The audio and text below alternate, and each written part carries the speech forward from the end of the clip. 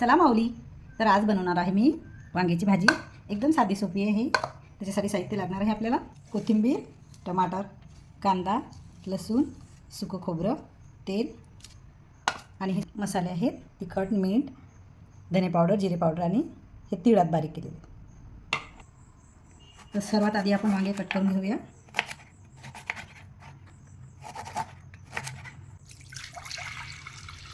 चिरलेली वांगी पाण्यामध्ये घालून घेऊया.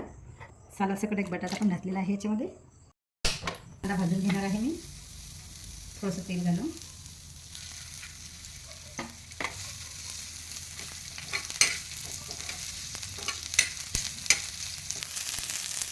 कांदा एक मस्त आपला असा भाजून झालेला आहे. आता आपण खोबरं भाजून घेऊया.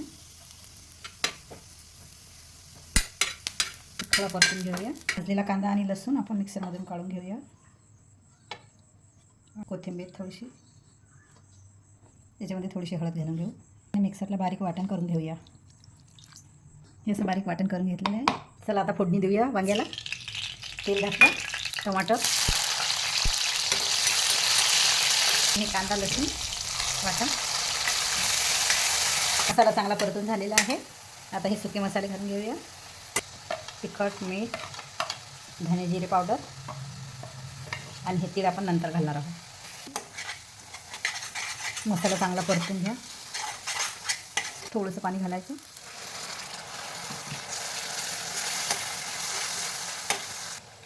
मसाला चांगला परतलेला आहे. मस्त वरती तेल आलेलं आहे.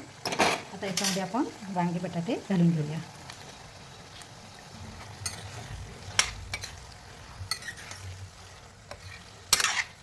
दोन मिनटं झाकण ठेवून असंच राहू द्या.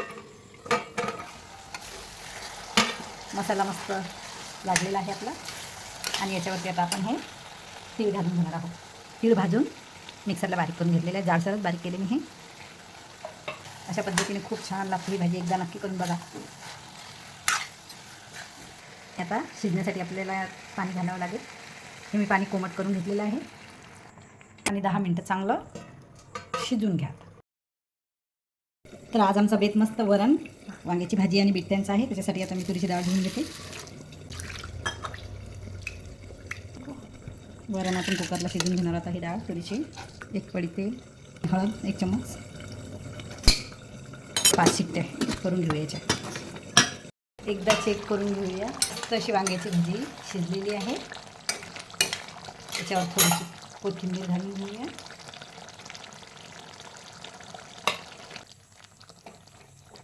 आता ही खाण्यासाठी तयार आहे.